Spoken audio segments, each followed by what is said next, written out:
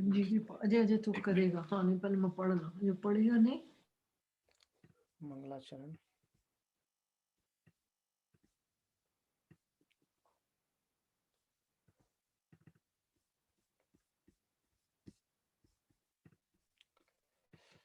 okay. Ji ji Ajay Ajay So we can read out Mangalacharan. Om Namo Bhagavate Vasudevaya. Om Namo Bhagavate Vasudevaya. Om Namo Bhagavate Vasudevaya. Narayanam Namaskritya Naram Chaiva Narottamam Devim Saraswatim Vyasam Tato Jayam Udirayit. नष्टप्रायेषु भद्रेषु नित्यं भागवत सेवया भगवते उत्तम श्लोके भक्तिर्भवति नैष्टिके कृष्णाय वासुदेवाय देवकी नंदनाय च नन्दगोपकुमाराय गोविन्दाय नमो नमः नमः पंकजनाभाय नमः पंकजमालिने नमः पंकजनेत्राय नमस्ते पंकजांग्रहे ओम ज्ञानतिमिरान्धस्य ज्ञानाञ्जनशलाकया चक्षुरुन्मीलितं येन तस्मै श्रीगुरुवे नमः श्रीचैतन्यमनोभीष्टं स्थापितं येन भूतले स्वयं रूप कदा मह्यं ददाति स्वपदान्तिकं नमो विष्णुपादाय कृष्णपृष्ठाय भूतले श्रीमते भक्तिवेदान्तस्वामिन् इति नामिने नमस्ते सरस्वती देवे गौरवाणी प्रचारिणे निर्विशेष शून्यवादी पाश्चात देश तारिणे जय श्री कृष्ण चैतन्य प्रभु नित्यानंद श्री अद्वैत गदाधर श्रीवासादि गौर भक्त वृंद हरे Krishna Krishna Krishna Hare Hare Hare Ram Ram Ram Hare Hare. Hare Krishna, dear devotees. So Hare Krishna. Welcome you all once again, and we'll continue our discussion from here. So we have been discussing on Canto 10, and we have discussed yesterday two chapters, chapter 51 and chapter 52. So how Krishna has actually moved this Mathura to Dwarika, and then we discussed about how Krishna has delivered Mushuk and then also killed Kalyavan. And after that, in second February chapter, we discussed about how Mother Rukmiṇī, who is again incarnation of goddess of fortune, and she, just by hearing about Lord Kṛṣṇa's pastimes, she had attraction toward Lord Kṛṣṇa, and she wanted to marry Kṛṣṇa. She wanted Kṛṣṇa as her husband. And then she, however, his brother Rukmī, who was not in favor of this, and he wanted Rukmī to get married with Shishupal.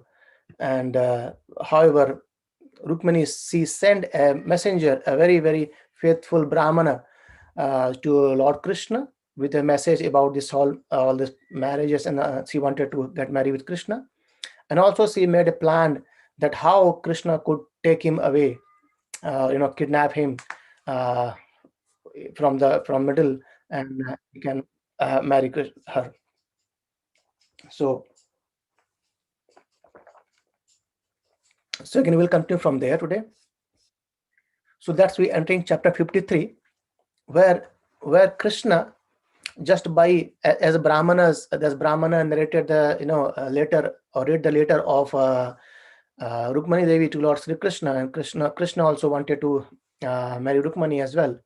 And then Lord immediately he asked his Daruka. Daruka is Kṛṣṇa's chariot driver. So to get ready the chariot, and immediately, just by after hearing this message from Brahmana, Kṛṣṇa and Balram and others, actually they all get ready to go to Vidarbha. And also actually, because just next day is going to be the marriage of Rukmiṇī, so we cannot delay anymore. And then Kṛṣṇa, in this just overnight, they actually reached the place Vidarbha, and very fast they moved. And then where in Vidarbha there was enough proper arrangement happening, and they were actually, all the guests are being they are being welcomed very well. And even the many brahmanas, they are chanting the Vedic mantras because tomorrow is going to the marriage of Rukmini Devi. And also the king was actually giving so many donations. King, the Vishmaka, he was actually giving donations to all the brahmanas with gold, silver, clothes, and cows, and others as well. And these so many supporters of Sisupal, like Salva and Jarashanda, Dantavakra, and they all actually have came here. Like, they came here, and also so many thousands of other kings, they came to take a part in the marriage of Rukmini Devi with Sisupal as per the plan.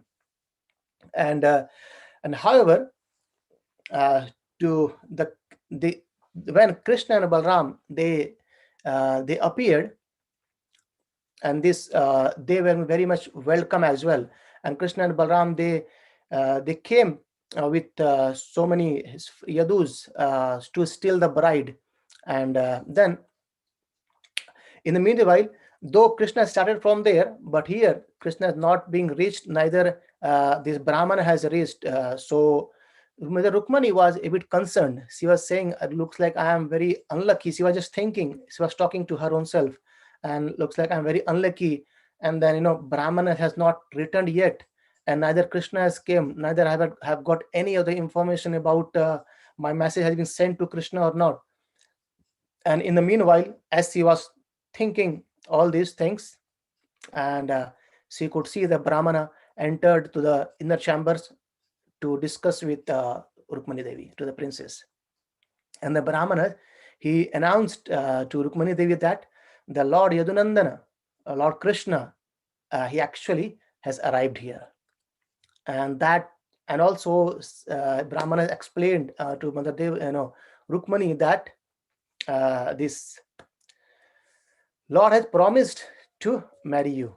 So by hearing this, the Krishna's Balram, they have actually come here, and the eagerness to witness Lord, and also he eagerness even with Rukmini also went more high, and he became very joyful as well. And in the meanwhile, the message has came to Rukmini Devi. However, this king Vishmaka, actually he went to welcome Kṛṣṇa and Balram, and he thought that Kṛṣṇa and Balram, they had come to witness the marriage of my daughter. And so he offered him so many gifts, as well. Also he has arranged a very nice accommodation for everyone, even for the Lord, as well as all these armies who are following there. Though Vishmaka was not aware about all these things, but still, as Kṛṣṇa and Balram came, Kṛṣṇa and Balram are being welcomed very nicely by this. And when this residents of Vidarbha, when they heard about that Kṛṣṇa and Balram and they have came here, they also became very much eager to see Lord Kṛṣṇa and Balram, because they have already been hearing about the pastimes of Kṛṣṇa. And then they wanted to see Kṛṣṇa and Balram. Actually, they could see Kṛṣṇa. After that, they went out to see Kṛṣṇa. And when they saw Kṛṣṇa, they started talking in between each other, and saying that, okay, oh my goodness, he is a perfect husband for our princess, and this Sisupal doesn't deserve to marry our princess Rukmini. And though they are just planning all these things, and as per the plan, in the morning, then this bride Rukmini Devi, and she was protected by so many guards, and she left her palace to visit the temple. So as Rukmini Devi also already conveyed this to Kṛṣṇa earlier, that as per our rituals, we have to go to the temple of Ambika and for worship before the marriage. So you can, at the time, you can actually kidnap me. And this processing was actually very amazing. It was these so many soldiers, as well as there were so many instruments being playing, and all the musical instruments, songs, even Vedic mantras are being chanted throughout this journey, throughout this parade. And these brahmanas, they were singing prayers, and even there are so many professional singers, musicians, and others. They were actually accompanying this all parade for princess to go to temple and worship Mother Ambika.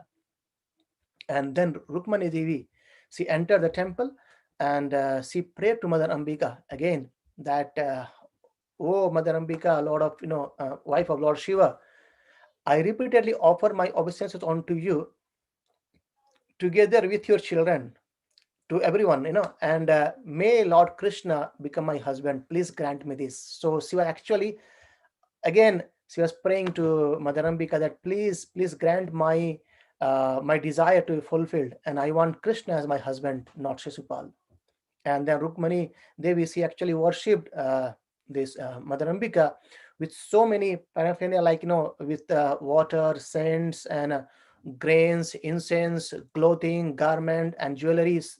This many things being offered as well, and also so many things are being offered as a gift to other people and the Brahmanas as well. And she also offered so many lamps to Mother Ambika. However, in her heart, she was just praying to Mother Ambika that may Lord Krishna be my husband and no one else could become my husband. And then Rukmini Devi she came out of the temple after worshipping with one of her maid servant. Now this dramatic story was about to begin, so she was still a bit concerned. And when she came out from this temple, she was actually extremely beautiful. So we say veil, the gungat veil. I think the layer of cloth we put on top of the head so that no one can see the face. So I think I was hearing one lecture a couple of maybe sometimes back, and Maharaj was describing that once this Rukmani Devi, after coming from this temple worshipping, she took out his veil to see where Krishna is. And as she took out this veil, and so though many the kings and the guards were there, they actually could see the glowing face of Rukmani Devi, and they all got fainted by the beauty of Rukmani Devi. And she was so glazing as well, like so. And so as Rukmani Devi came out, by seeing her, everyone became actually unconscious and they fell on the ground for some time. And in meanwhile, Lord Krishna, maybe Mother Rukmani, actually Devi Rukmani, she could see Lord Krishna approaching. And when she saw her, Krishna came there, and Lord took the princess, and he mounted on his chariot, and he went from there. And the lifting this princess Rukmani onto his chariot, and Lord Krishna moved out.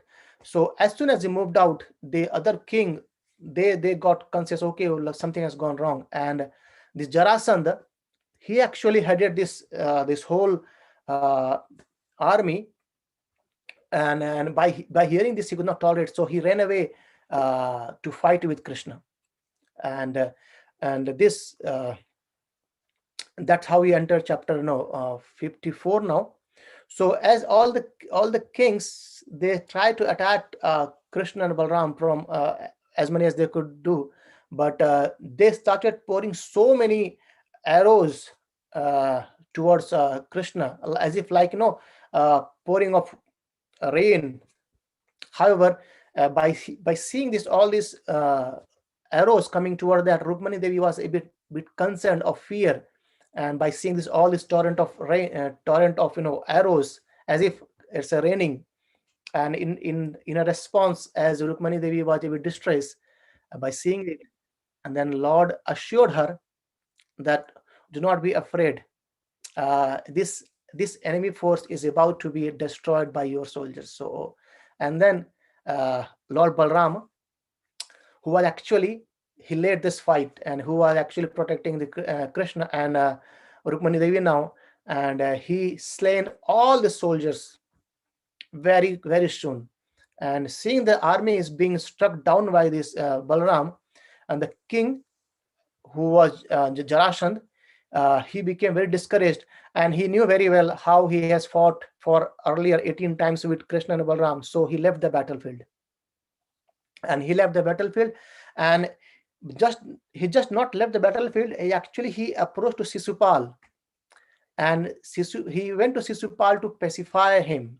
He says, "Oh, my Sisupal, do not get depressed by losing your going to be wife.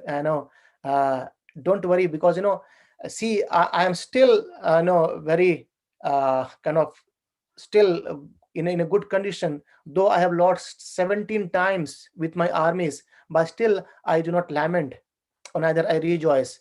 Though he thinks that last time, the 18th time, he has won the war, because Kṛṣṇa and Balram, they flew away from there, they ran away from the war battlefield.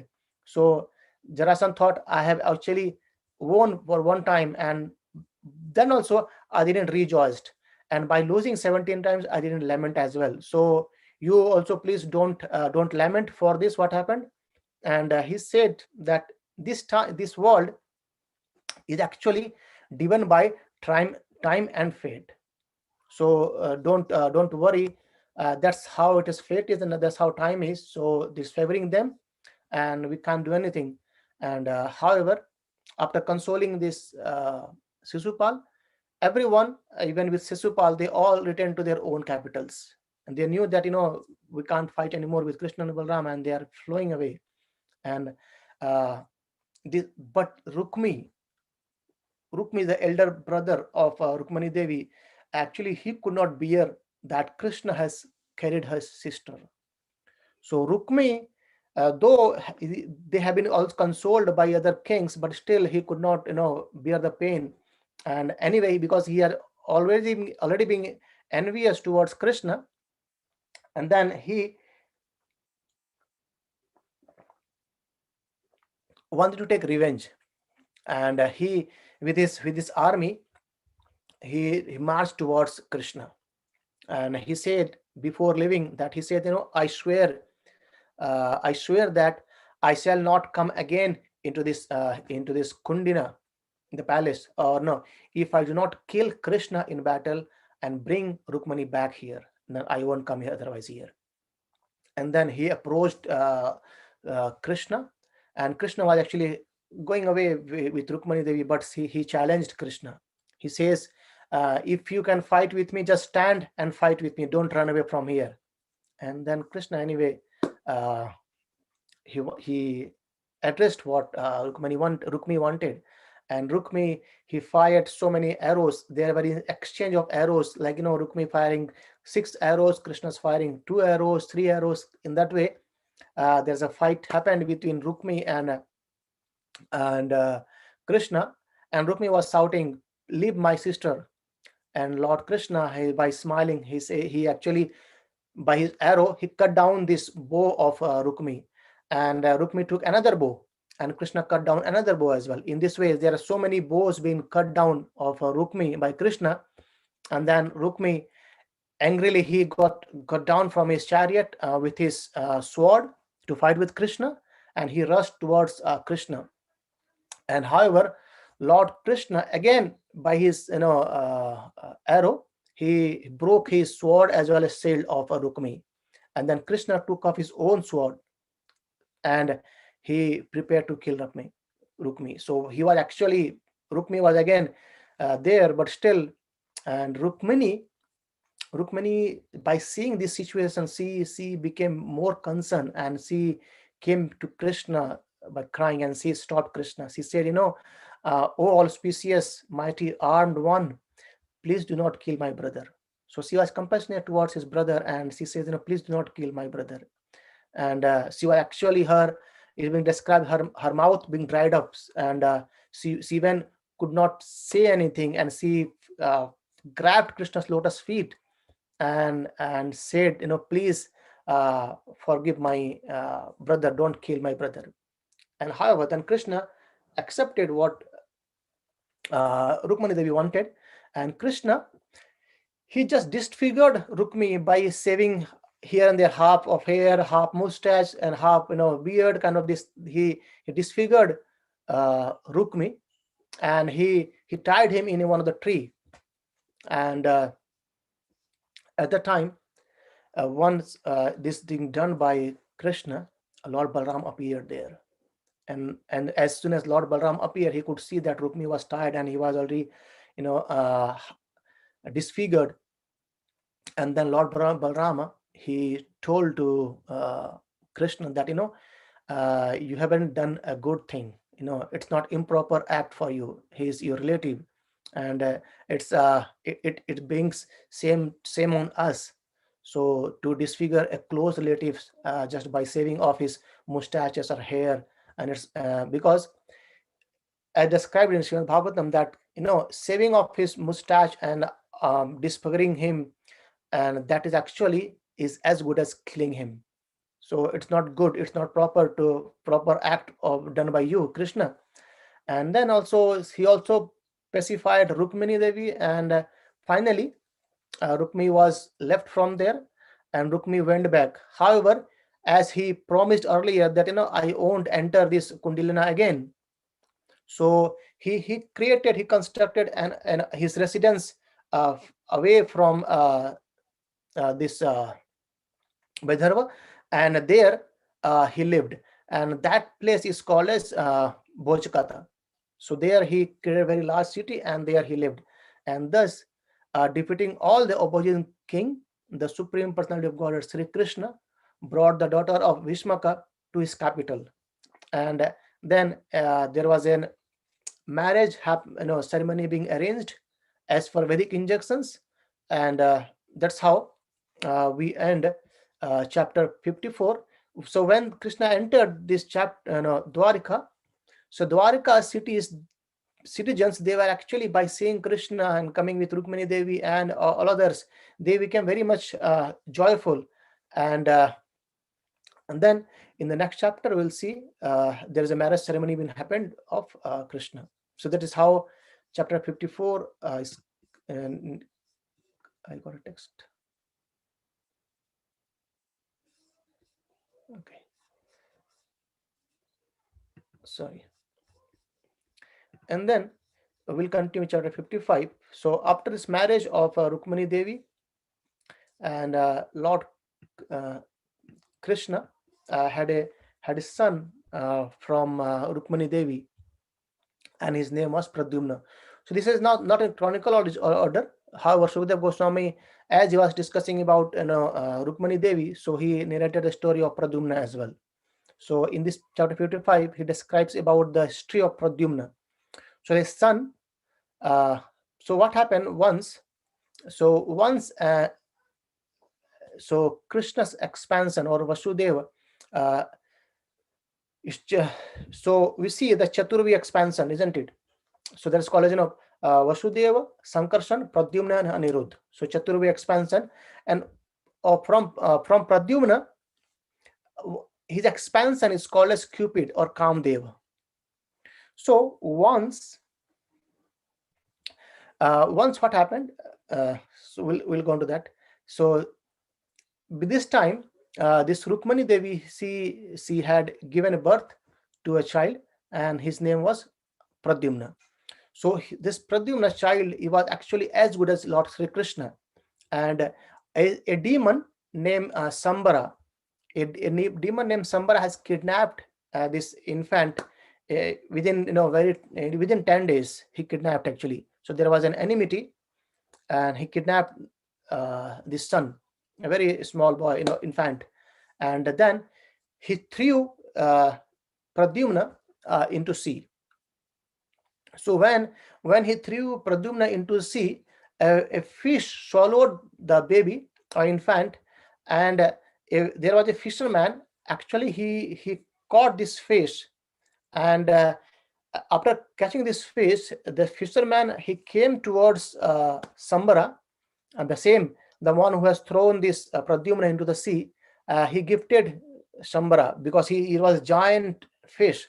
So he presented this fish to the king Syambara, and then that fish was taken into the kitchen, and then his cook, he started cutting the fish, and as he was cutting the fish, he ended up seeing a child in the belly of fish, and in the same, beside him there was a lady called as Mayavati, and Mayavati was there, and she was also a cook, and she could see that child over there, and somehow or other she got attracted to the child. And Narada Muni, Narada Muni, he appeared there, and he appeared and he explained about this birth of Pradyumna and how he got into the fish abdomen, and now it's there. And so then Mayavati was actually this Pradyumna's wife in previous maybe in a heavenly planet. So her name was Rati. And so what happened once, so as discussed, Pradyumna's expansion is Cupid or Kamdeva. So this Kamdeva, he actually has tried to agitate Lord Shiva, disturb Lord Shiva once, and Lord Shiva has cursed this Kamdeva, and just by his curse, it became to ashes very soon. So as his Rati's husband Kamdeva became ashes, so his body was became ash. So Rati, she went to again, she did some austerity and pleased Lord Shiva, and then she asked that, okay, please give my husband's back. And then this Lord Shiva said, okay, he will come to you in the immortal world as son of Lord Kṛṣṇa, as Pradyumna. So, and then there's Mayavati. She could see, she understand what happened earlier in his previous things, and now also. So she could understand that this child is actually her husband. So Rati and Kamdeva in their previous lives, so they have become now Mayavati and Pradyumna. Though Pradyumna was now a very small baby child, and this Mayavati, she understood very well that this is my husband, and as confirmed to her by Narada Muni. And she started feeling a love for him in that way. And in very short time, it's been described as Pradyumna, he attained youthful. So he became youth in a very, very short time. And I'm not sure where I've read it. I think I've heard somewhere that, this Mayavati, she knew some mystic power, and by doing this mystic power, she actually made Pradyumna grow very, very early, very fast, and that's how Pradyumna attained his full youth very, very in short time. And then this Mayavati, she knew very well that this is my husband. So this Mayavati, she shown some various gesture of conjugal attractions as she lovingly approached her husband. So, but Pradyumna, he questioned her, saying that, no, I have been seeing you from my childhood, and now you are showing some different gestures towards me. So it's not wrong how it is. And he said that you are actually overstepping the feeling of mother and behaving like a lover. So that's not good. However, then Rati, this Mayavati, she said that you are the son of Lord Narayana, and you are kidnapped from your parents' home, Kṛṣṇa and Rukmiṇī, by Syambara, and I am Rati, and I am your legitimate wife. So, O Master, O Lord, O my Lord, so please do not think this way, and you are the Cupid, you are the Kamdev, and I'm your wife Rati. And then after that, even explained, she also explained that what Narada Muni had told her earlier. So just after she confirmed everything to Pradyumna, and then she said that you now have to kill this Sambarasur or Śambara. And also she's told that this Śambara, he has very, very kind of bewildering and magical power and techniques also. So you have to fight in that way. And this Mayavati, who also knew very mystic knowledges, she taught him all these knowledges to Pradyumna, and that's called as a Mahamaya, kind of this mystics power to fight with Śambara. And then Pradyumna, he went to Śambara, he invited him for a battle, and a fight happened between Pradyumna and Śambara, and there was a great fight happened because both are kind of fighting in a very magical and mystical way. So finally, this Pradyumna cut off the head of Sambarasur. After that, then Pradyumna and Mayavati, this both, they both came back to Dwarika, because Mayavati knew very well that he is a son of Kṛṣṇa and Rukmiṇī Devi. So they all came when Pradyumna and Mayavati, they came to Dwarika. At the time, Kṛṣṇa was not present there. Kṛṣṇa was not present there, and by seeing Pradyumna, everyone thought that Kṛṣṇa has came, because Pradyumna is actually as good as Kṛṣṇa. And even Rukmiṇī Devi could realize him as her son as well.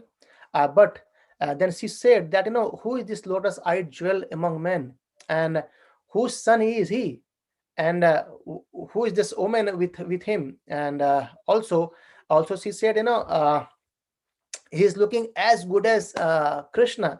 And also she said that if my son, because who has been kidnapped in just 10 days, and he says, if my son would have alive, then he would be looking as same, or same age as well. So he is resembling as good as my Lord.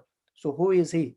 And at the same time, Kṛṣṇa went out and he came with Mother Devaki and Vasudeva. And by seeing that, and Kṛṣṇa, though he remained silent, though he knew everything, but he could not speak anything. I mean, he didn't speak anything.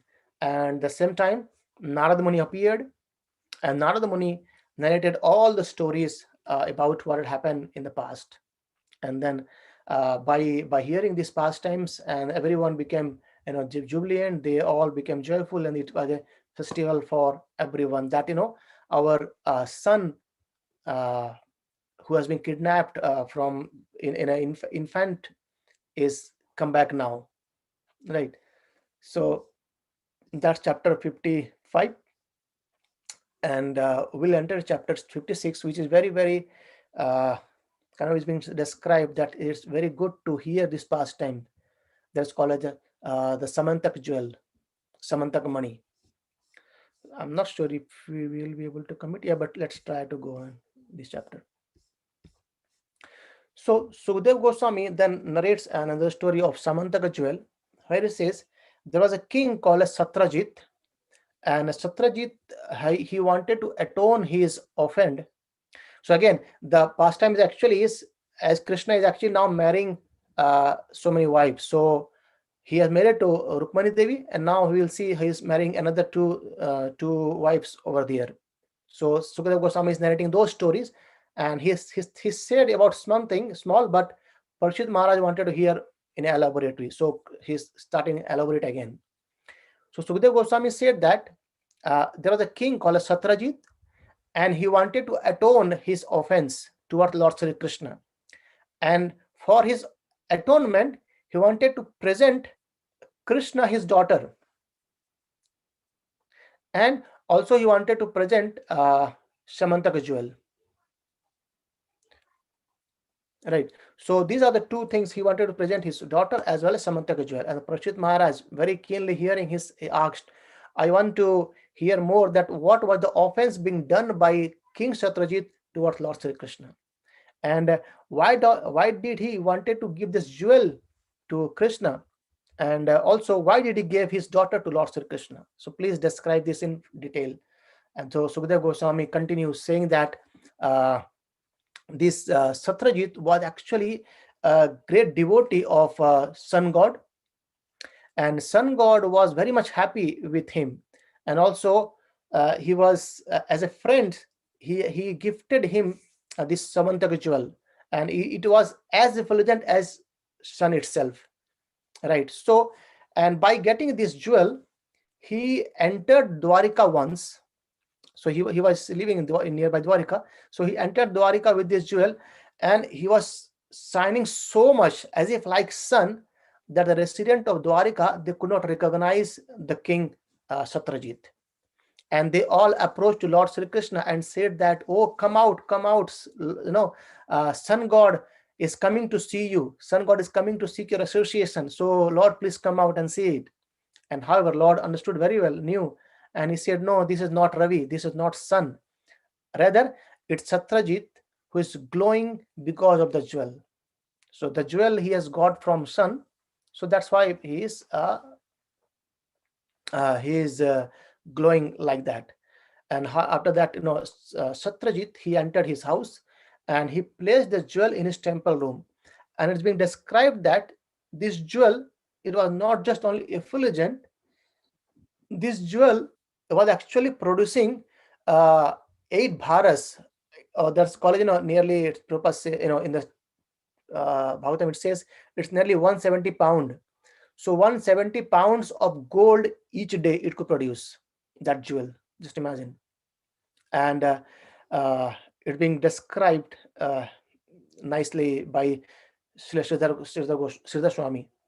It's from Sastric reference that how this 8 bharas is actually 170 pounds of gold. So this Syamantaka jeweler was producing 170 pounds of gold every day, right? And then, so once Lord Kṛṣṇa has requested Satrājit to give this jewel to Yadu king Ugrasen. However, because of proud, he denied to give this to Satrājit, to Ugrasen. But once what happened, his brother name as Kṛṣṇa. So once Kṛṣṇa, he took this jewel on his neck and he went for forest for hunting. And when he went to the forest for hunting, then this Kṛṣṇa, who is a brother of Satrājit, he was being killed by a lion. And he was being killed by a lion. And then the lion, he took the jewel and he entered into the mountain cave. In the cave, there was living Jāmbavān. So the lion entered to the mountain cave, and the lion was being killed by again Jāmbavān. And then Jāmbavān, he wanted the jewel and he killed the lion, and he was given to this child to play this jewel. And so when Satrājit, he could not find his brother as well as he could not find his jewel, and then he blamed Lord Śrī Kṛṣṇa. He told that, Kṛṣṇa wanted me to give my jewel to Ugrasen. I denied. So he's the culprit who actually killed my brother and taken my jewel. And so this rumor has spread across all Dwarika. So it also Kṛṣṇa could hear this rumor as well, and then Kṛṣṇa wanted to clear everything, and he himself came out with some citizens to search for this Kṛṣṇa. Kṛṣṇa who was the brother of Satrājit and killed by this lion. And then by searching this Kṛṣṇa, they could find that Kṛṣṇa and his horse both were being killed, and then they could find there some footprints of lion, and this lion has actually also been killed and is lying beside this cave. So Kṛṣṇa wanted to enter this cave. However, he asked everyone who accompany him. He said, okay, you all wait here, let me go alone into the cave and see what's there. And when Lord went inside the cave, he could see that a small child, he was playing with the jewel, and the Lord approached the child to take the jewel. However, there was a servant for this child, and she cried out. And as she cried out, the Jāmbavān, he approached very soon, and there was a fighting happened between Kṛṣṇa and Jāmbavān for nearly 28 days. This fight continued for 28 days, and Jāmbavān actually could not recognize that he is Lord Śrī Kṛṣṇa. And both were fighting, and after 28 days, as Jāmbavān could imagine that no one can fight with me in this way, so he at the end he realized that he is Supreme Lord himself, and then he glorified Lord Kṛṣṇa, saying, and then he bowed down to Lord Kṛṣṇa, and then he spoke, I know now that you are the life, air, and sensory, mental, and bodily strength of all living beings. You are the Lord Vishnu, the original person, the supreme all-power controller. So all-powerful controller. So you are the one. And so after that, he glorified Lord Kṛṣṇa by saying that you are he who impelled the ocean to give way when he sidelong glances. So Jāmbavān actually was, he has played a part in the pastime of Lord Rama. So he's glorifying here, saying that you are the Rama over there. And he says, you are he who built a great bridge to establish his fame, and who burned down the city of Lanka, and whose arrows severed the heads of Ravana. And then he he glorified Lord Kṛṣṇa in the context of Lord Rama as well. And then Sukadeva Goswami continues saying that Lord then blessed Jāmbavān and told him, I intend to take this jewel to disprove a false accusation against me. So there is a false rumor going around against me. So I need this. And Jāmbavān happily honored Lord Kṛṣṇa by offering this jewel, as well as he offered his daughter Jāmbavati. So this is the second wife of Lord Kṛṣṇa, Jāmbavati. And the fight went for 28 days. However, the people they are waiting outside, they left to Dwarika after 12 days. And when they left over there, they told that, okay, Kṛṣṇa is not coming out. And then everyone in distress, they were actually all worshipping Durga Devi for the goal of Lord Kṛṣṇa. But after that, Lord Kṛṣṇa came back, and he shown the jewel to everyone. And again, he made an assembly, and in the assembly, in the presence of Ugrasen, he presented the jewel back to Satrājit. Kṛṣṇa said, this was the jewel, and take back Satrājit. And by this, Satrājit was actually he became very humiliated. He became very ashamed of his own deed. And then to atone this offense towards Lord Śrī Kṛṣṇa, to atone this offense, he personally arranged to present Lord Kṛṣṇa with a daughter and the Syamantaka jewel as well. So Lord married the daughter of Satrājit, called Satyabhama. So Kṛṣṇa married Rukmiṇī Devi and Satyabhama and Jāmbavati. So these are, as of now, Kṛṣṇa is married to three wives, right? And then Kṛṣṇa, after accepting Satyabhama as his wife, he gave back this jewel to Satyajit. He says, we do not we do not care to take this jewel back. So, O king, this is you are the devotee of Lord Sun God, and it is your possession. So please keep it for you. It will benefit for you as well. So Kṛṣṇa do not has a desire to take this jewel, and he gave it back again to Satrājit. So sorry for taking again more 5 minutes, and that's how we complete chapter 56, and we'll discuss 57 tomorrow, and Friday. And this chapter 57 is complete the whole story of Syamantaka jewel as well. So there are 2 chapters for Syamantaka jewel. We'll discuss it Friday. Thank you, everyone. If any questions, we can discuss for a couple of minutes.